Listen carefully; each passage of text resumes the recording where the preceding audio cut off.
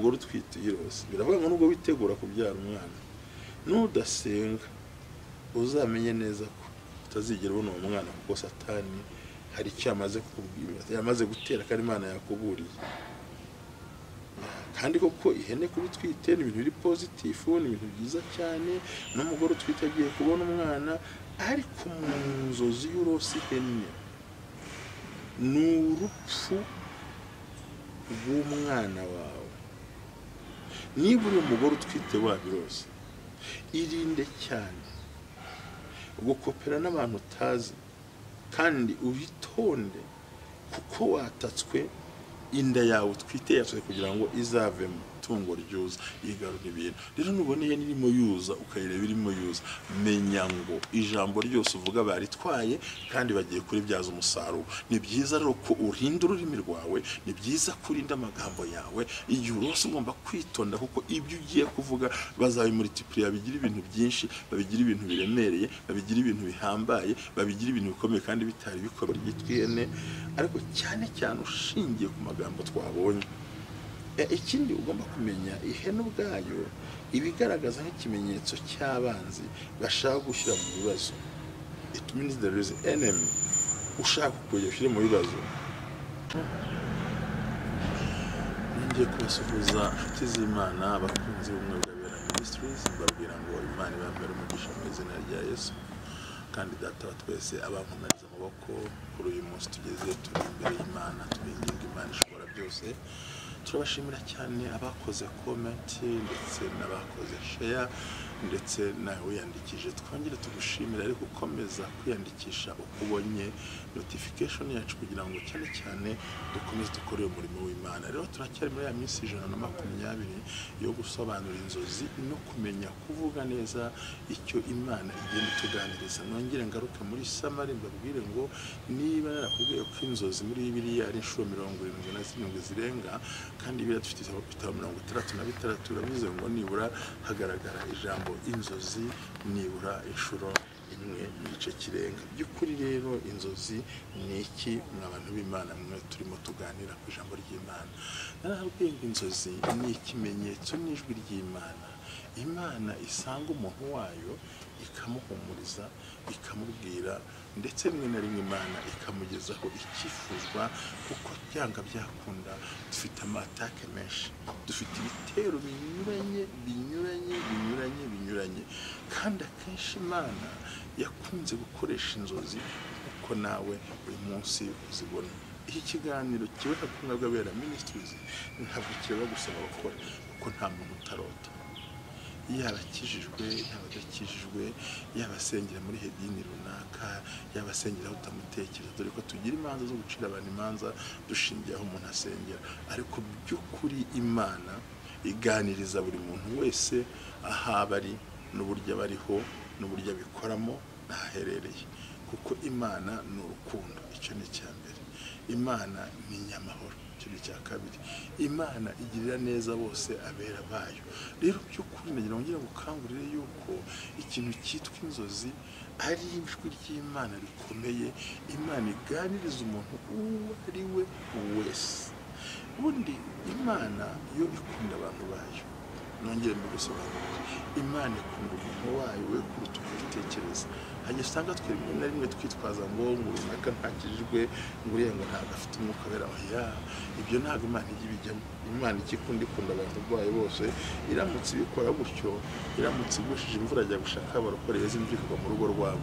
Ariko uyu munsi ikigero cy'imvura ubona kingana n'umupagani abona, na wa muntu udakijijwe, na wa muntu udasenga, na wa mupagani na wa murozi imvura iguwe, kuko Imana yo ikunda abantu be, kuko rero nk'umubyeyi utabura gukunda abana bawe kuko wabibyariye. Hari agaciro baha, hari uko bagenza, gusa utakumvira hari ukuntu ugenda ubitwara mu buryo. Rero twumvikane ko wongera usobanukirwe, ntukarote ikintu kibore. Nubwo warota ingati imigwa, nubwo warota umuntu akurunguruka, nubwo warota umuntu akureba ukundi, nubwo warota ibintu bitandukanye, nubwo ikintu cyose warota ntukagitesha agaciro, kuko narabwiye ngo inzozi ziratandukanye. Twahereye kuzafara by'ukuri wakumva ibintu Farawo yakoze, yarose wakumva atari inzozi. Rero bantu b'Imana ijambo riramanuka ribwira witwa Miriam na Aroni ngo mwebwe niyo twaganira tuzaganira mu nzozi no mwiyereko ngo ariko umugaragu wanjye Mose tuganira imbona nkubone. aho mu Baheburayo banditse ngo Mose yakiranwaga mu rugo rw'Imana hose. igeze kuri yo biravuga ngo magambo nakunze ngo mbagahanyiriza kabiri cya gatatu bashyizweyo nubwo batabyitayo. Gushyirwaho no gusinzira, hamwe umuntu ajya mu bitotsi neza agasinzira nk'uwavuye mu buzima, kugira ngo Imana iza kumukangura ku bushake. aho naho hari imbaraga z'Imana. ibona ushobora gusinzira, umuntu yagukoraho ntiwumve, umuntu yakuvugisha ntiwumve, umuntu yakubwira ntiwumve, umuntu yakugeraho ntiwumve, ariko byaza kurangira ukabona ugarutse muri bwa buzima. ni byiza rero ko tumenya imbaraga zishingiye mu nzozi, ijwi ry'Imana rishingiye mu nzozi, kandi buri gihe uko uzirose ntuzibagirwa, saba Imana zigaruke, kuko hari akamesaje k'Imana wahombye, hari ukuri wahombye. tumaze iminsi tuganira ku mazi, turayavugaho cyane. uyu munsi rero nifuje ko tuganira ku nzozi zishingiye ku ihene. ihene iyi ngiyi Barundi mwita impene, imbuzi, Kiswahili shere, hene, niyo tugiye kuganiraho uyu munsi wa none. uramutse urose ihene bivuze iki? uramutse urose ihene bisobanura iki? ibi ni ibintu dukwiye kumenya dutuje, kugira ngo twumve neza ijwi ry'Imana n'imikorere y'Imana hagati muri twe twembi uko tuganira. rero reka mpere mu Rwanda ndabashuhuje, namwe diaspora ndabashuhuje mwese aho muherereye, bavandimwe Burundi ndakomeza kubagumbira rwose, murabizi ko mbakunda. Imana ibampere umugisha mu izina rya Yesu. ngiye turi kumwe ni Pasteur Ntambabazi Jean Baptiste, inshuti yakadasohoka, mwe nkunda cyane, kuko mba nifuza ko ibyo mfite nabiguhana umutima mwiza, kandi ibyo nahawe kumenya nkumva ntabigira ubwiru. ni ku nyungu zawe, ni ku nyungu z'Imana, ni ku nyungu zanjye, twese ko tumenya ukuri, tukabasha gutandukanya ijwi ry'Imana n'ijwi ry'abantu, n'imikorere y'abantu. Data rero abampera umugisha, nongeye kubashimira abaraye bamvugishije mwese. Imana ibahe umugisha, mbabwira ngo niwe muterankunga Imana yampaye, nawe inshuti yanjye nawe mba hafi, nawe urabizi, kuko burya niyo ukoze ikiganiro asa comment nimwe ikomeye, kandi nibwira ko mu minsi izaza byose bizagenda neza. hari ikintu kiba kugira ngo kibishuri.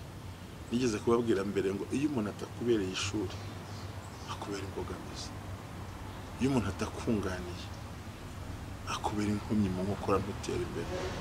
ariko ikababwiza kuri uko byagenda kose, abantu twakureka, abantu bakureka, nanjye najyamo, ntibikura ko support y'Imana ihoriza ku buzima bwawe. Data wa twese akwishimire kandi uhabwa umugisha n'Imana. nagira ngo dusenge Imana uyu munsi wa none. ndabakunda cyane Data wa twese uhoraho, mwami w'amahoro, mwami w'imbaraga, mwami w'igitangaza, Mana igikora ibidasanzwe ukigaragaza, Mana igikora ibikwiye umuntu wese akagubwa neza, byiringiro byacu, mahoro yacu, gakiza kacu, imbaraga zacu. iyo tukwizeye buri gihe udukorera ibitangaza tukabibona, kandi Data wa twese iyo turi imbere y'ubwiza bwawe hari ikintu tubona, kuko tuzi ko imbaraga z'imyuka mibi zose zidakurwaho n'ikindi usibye imbaraga z'amasengesho n'iz'umwuka wera. komeza rero utwuze ngo Yesu Kristo umwami wacu, amen. murakoze cyane, Imana ibahe umugisha. ariko kundi Imana agiye nkabisengera nkabitegura, Imana irangiza ikampa message tugiye kureba icyo bisobanura mu mwuka, kurota ihene mu nzozi, kurota ihene mu nzozi. icya mbere banzura ijambo ry'Imana riri muri Matayo. mbere y'uko wumva ububi bw'ihene, banza usome ijambo ry'Imana rigaragara muri Matayo 25 umurongo wa 31 kugera 34. havuga ngo umwana w'Imana aza mu cyubahiro n'abamarayika biwe, kakicara ku ntebe y'icyubahiro. reka mbira amahanga hazaza, abantu bahaterana baza kuhisomera. ngo rero azafata intama azishyire iburyo, afate n'ihene azishyire ibumoso. urikire mbere yuko twinjira mu kumenya umwuka icyo avuga ku ihene, cyangwa se ku itungo ryitwa impene. Haratubwiye ahangaha amagambo y'Imana ndimo ndayasoma mbona biteguriye, haravuga ngo azafata, nanze kufite umurongo wose ku mwanya ntabwo nahubona, ngo azafata ihene, azabanza afata intama azishyira iburyo, abagiye gucungura, afata ihene azishyira ibumoso, abagiye iburyo arizo ntama babona ubugingo buhoraho, abagiye ibumoso arizo hene zirimbuka. Aho ntacyo urimo wumva. Niba urose dokondere masa totayi milfo WIfuza ndakumva Mana, komeza ukora umurimo muri njyewe. Aho ntabwo urimo wumva ko hari ikibazo. Ihene zigiye ibumoso, intama zigiye iburyo.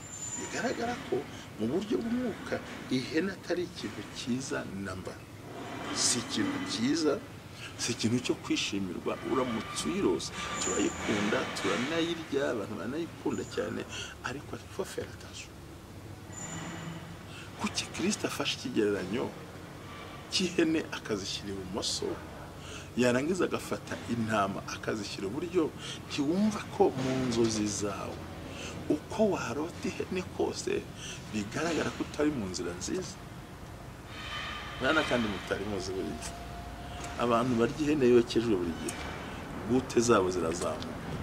Bivuze rero ngo niba ijambo ako nagaciyemo, niba ijambo ry'Imana rivuze ngo ihene zigiye ibumoso, ntiwumva neza ko niba zigiye ibumoso kurimbuka, ihene ifite ikintu imininga mu bintu bikomeye by'Imana.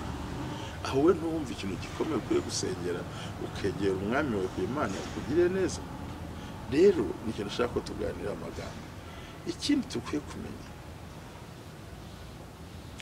azabwira 25:41 ngo azabwira ibiri ibumoso ati nimugende kuko mwavumwe mujye kurimbuka by'iteka ryose. Umve nawe cyane. Ariko ikimenyetso cy'abantu b'abanyabyaha Yesu abise ihene. Niyo mpamvu niba urose ihene, please banza witekereze ubyibazeho. Rero ihene isobanura mu nzozi iki? Buri gihe ihene yirose isobanura imbaraga mbi, kandi ihene isa nk'ibitse umwuka mubi, kandi biterwa n'ugiye gusobanuza inzozi.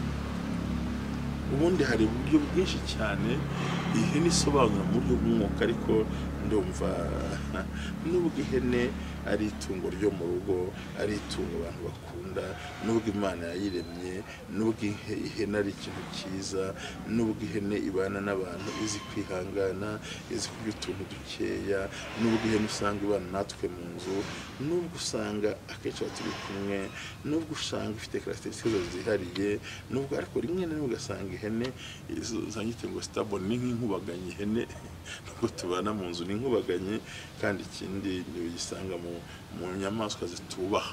Burya ihene ntiyubaha, ntabwo muri yo ifite kubaha mu buzima bwayo.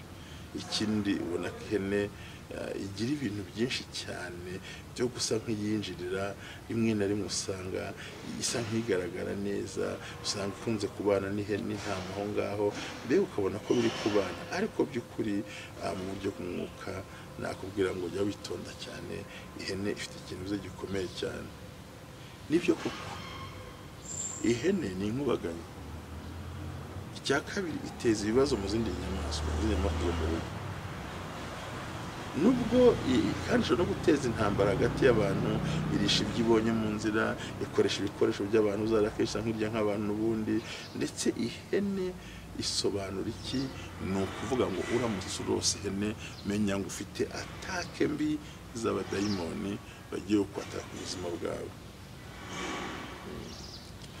Ikindi mu buryo bw'umwuka, ihene isobanura kuba igaragaza umwuka wo kuba kwataka cyane mu buryo bukomeye, kandi akenshi bigaragaza ko hari umwuka ugiye kukuvangira mu nzozi zawe. Rero ni byiza gusenga Imana ikakugirira neza.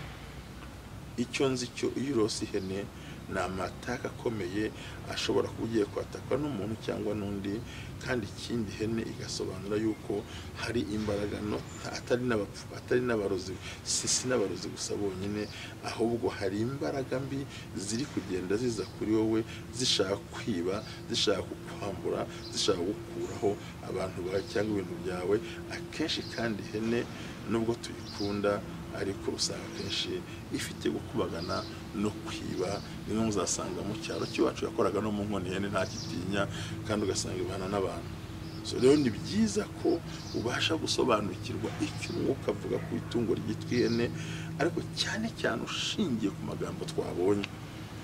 ikindi ugomba kumenya, ihene ubwayo ibigaragaza nk'ikimenyetso cy'abanzi bashaka gushyira mu bibazo. it means there is enemy ushaka kugushyira mu bibazo. ni byiza rero ko umaze kubona ibyo bintu, icya mbere ni ugusenga no kwitandukanya n'ibyo bintu byose. ihene mu mwuka isobanura neza cyane yuko ahazaza hagiye kwibwa cyangwa se bagiye kuhahakinga, niko nabyita hari. bisaba rero ko umuntu w'Imana aba agomba gufata igihe cyiwe agatuza kandi agasenga Imana kugira ngo yirukane izo mbaraga mbi. ikindi nakubwira ni uko ihene n'ubundi akenshi igaragaza yuko hari abantu ba Satani bagiye kugushyira mu mwijima, bahisemo kukwambura ibyishimo, ndetse yuko hari umwuka wo kumira bunguri, ndetse no kuvuga mu magambo no kongorerana. ndetse akenshi na kenshi iyo uruzi ihene iri kurira bisobanura yuko hari ikintu kidasanzwe kigiye kwinjira kivuye mu bantu kije gusenya urugo rwawe. icyo ni ikintu ugomba kumenya. ibintu bitandukanye byerekana ihene akenshi uzasanga bimwe na bimwe harimo ubugoryi, udasenga Imana, usanga baraguye, abandi baravuye mu ijambo ry'Imana, abandi basenga badakijijwe, harimo ubusambanyi, harimo ibintu by'ubusinzi, gutyo bikarota ariko ntabwo bakwiye kwitonda. icyo nababwira kandi, inzozi z'ihene akenshi iri kurya hari ikintu bisobanura. rero ni byiza ko umaze gusobanukirwa mu ncamake uburyo urose ihene bishobora gutera ikindi kibazo. kandi akenshi ihene igaragaza neza ko hari imbaraga mbi zo kwa Satani, ndetse n'abadayimoni bafite imbaraga baza kugira ngo barwanye, bice reputasiyo yawe, bice ahazaza, kandi yuko abanzi bamaze kwemeza kugerageza kukubangamira, kuguhiga no kukwangiza, kabone n'ubwo wowe wari wifitemo ibyiza byo kubakorera. ubundi akenshi kubona ihene mu nzozi zawe ukazirota, jya umenya neza ko hari ikintu kibi cyenda kuza kuri wowe, ndetse gifite kirisiti kikugoye, ushobora kujya no muri struggle. rero umwuka w'ihene, atake umwuka w'ihene akenshi usobanura ko hari ibyago bishingiye ku kazi wakoraga, bishingiye kuba mwakoranaga, bishingiye ku byo bagenda kubamo byose, yuko ugiye kwataka kandi ahazaza hakibwa. rero muri rusange kuba urota ihene mu nzozi ni ibintu byinshi bisobanura.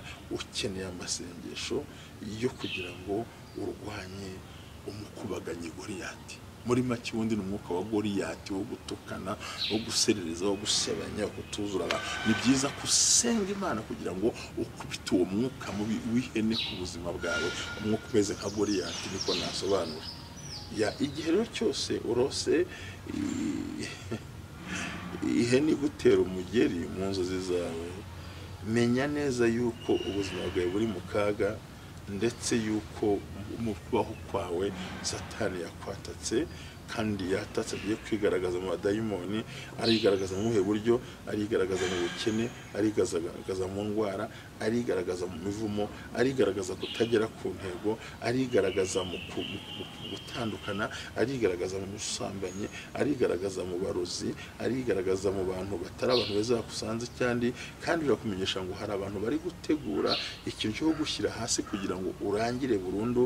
kandi abo bantu bose uzasanga ari inshuti zawe, banakubwira ngo nkora kuzamura, ariko rimwe na rimwe bateguye umugambi wo kugushyira hasi no kukurangiza kandi utabimenye.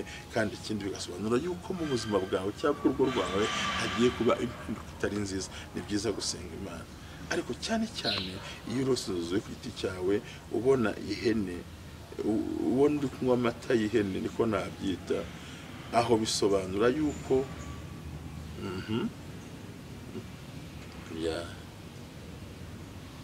bisobanura yuko ahazaza hawe ntahari rwose. Ushaka wasenga Imana, ushaka wakwegera Imana. Yego amata y'inka akenshi cyangwa se ubonye bagiye kwica ahazaza hawe, kandi biravuze ngo hari abantu bafite imbaraga n'ubushobozi basa nkaho badashaka kwitaho. Rero ni byiza ko ukwiye gusenga Imana. Umaze kubona ibyo bintu, ukabona amata y'ihene cyangwa henehene, byumvise ngo hari uburyo bworoshye bw'imyuka y'uburwayi no gushyirwa hasi. Inama nakugira, senga ukansoringa izo nzozi, uzisenya, uzirangiza, uzikuraho burundu. Turacyari kumwe gwabera ministries, shaka kugira ngo ukurikirane iki cyigisho, kandi niba uzi ubwenge ucyumve cyane. Nabivuze ntuje kugira ngo nibura wowe muri wowe imbere wumve igikwiriye kumenya Imana iguhe umugisha.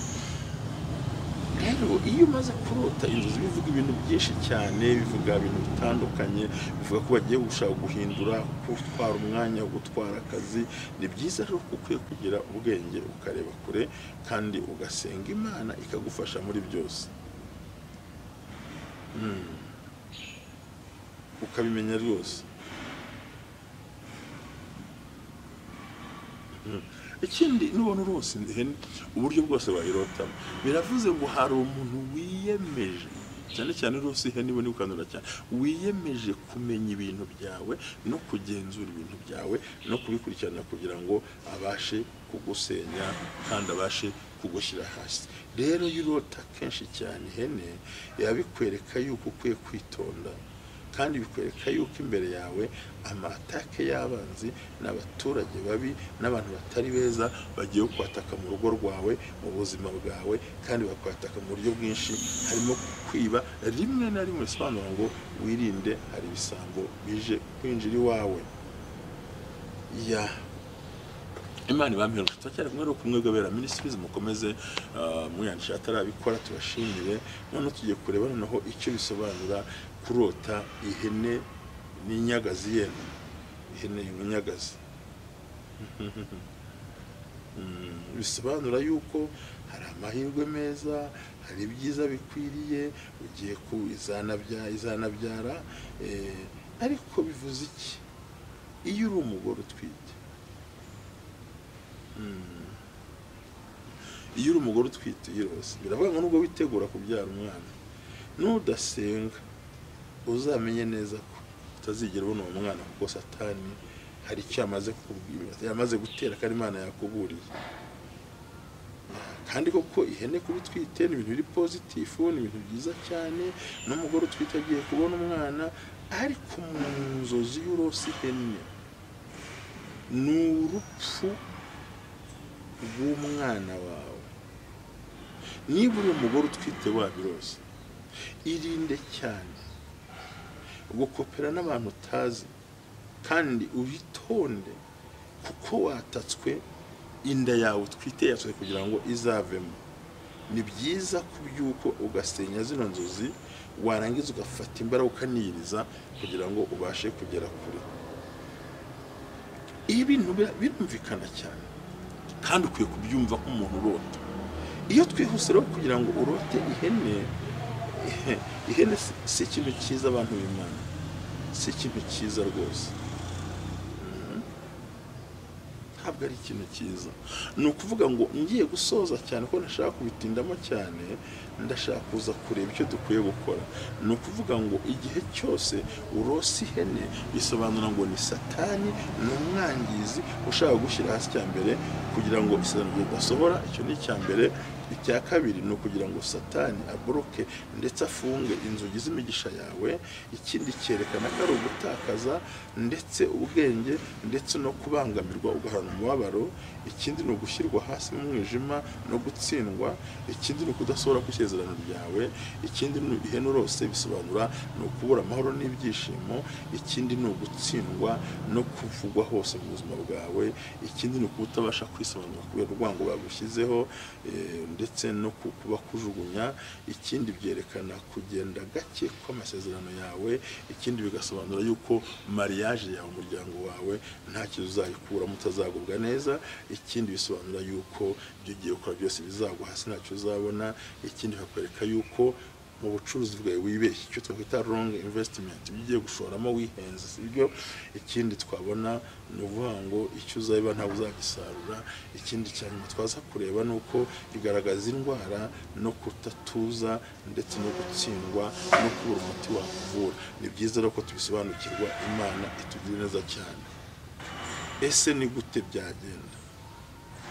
Imbaraga za Satani zirashaka kwataka kugira ngo zigire ibintu zangiza. Icyambere, biravuze ngo umuntu muri kumwe arimo arakugenza kugira ngo asenye ibintu byawe. Ugomba kwitonda. Icyakabiri ukwiye kwitondera, uri mu mwanya utari uwawe ndetse mu buryo butarakwiye gusenga Imana. Ikindi, ugomba gufunga gutanga amakuru akwerekeye no kutizera buri muntu wese. Ugomba kwirinda kuko hari umwanzi ukwatatse. Ikindi, umurozi arimo araroga umuryango wawe. Ikindi, urimo urarwana intambara ariko ishingiye ku baturage batarabukuri cyangwa ishingiye ku bantu bakwishushanyijeho. Ikindi kikwiye kumenya ni uko ugiye kwibwa ibintu byawe wari ufite. Ikindi uzamenya ni ikintu kije mu muryango wawe utaruteganije. Abana bakangura umogi, abandi bagasinda, umugabo akaguca inyuma, umugore akaguca inyuma. Uko warose yahene ugomba kuba maso cyane. Imana iri bampera umugisha mwinshi cyane, kandi Imana ibakomereza amaboko kandi mushobora kugubwa neza. Ngira ngo muri rusange tuvuze ihene, hari abavuga ngo barose ihene ngo barose ubusambanyi n'iki. Ngira ngo urabisobanukiwe, urabyumvise. Icyo nzi cyo ni uko kurota ihene si ikintu cyiza, ni ikintu ukwiye kwitondera, ni ikintu ukwiye kuba amaso kandi ukirinda. Rimwe na rimwe ugashaka ukuntu uba amaso mu masengesho yawe. Ihene isobanura ibintu byinshi, irimo ikurira imyaka wahinze. Biravuze ngo ibyo uhinze ntacyo uzasarura, kuko ihene irakubagana. Izarebe n'ihene nawe iraje irahacukura. Nubwo ihene ari abantu barayikunda bakanayibona ibana n'abantu, ariko iri very stubborn kandi ivangira buri muntu ari we wese.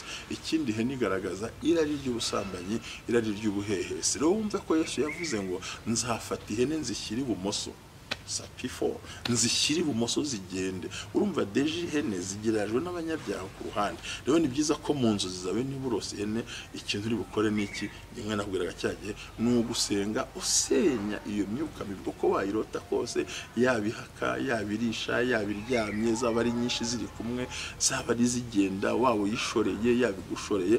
Ariko icyiza kiriho, iyo urose wowe ushoreye ihene, aho bigaragara ko ufite imbaraga zirenze kurwanya abadayimoni. Ariko ihene niba ikwirukankana uyishoreye, wirebera ahantu ituje, menya ngo ufite amatake ya Satani, amatake y'abarozi, amatake y'ubusambanyi, cyane cyane mu muryango wawe. Iyo urose ihene igusanga mu nzu, reka bibwire umugore uri aha ntanyumve nabi, iyo urose ihene igusanga mu nzu, menya ko uwo mwashakanye afite ingeso yo gushaka kuzakunyura inyuma cyangwa yanabikoze. Nawe ni nk'uko mugabo, niba neza bose uriho nigusanga mu buriri, menya ngo kera mu rugo rwawe mu buriri harimo akabazo gakomeye ko Satani yabatatse. Nubona ihene ije igakora mu byo kurya watetse, menya ngo hari umwuka w'abarozi winjiye mu rugo rwawe, kandi winjiye mu buryo bukomeye cyane. Ko ihene ikunze kurya nk'abantu, ikunze kwinjiza nk'abantu. Iyo ni imyuka mibi cyane ikwataka. Iyo urose ihene noneho irimo yonsa, ukayibona irimo yonsa umwana wayo,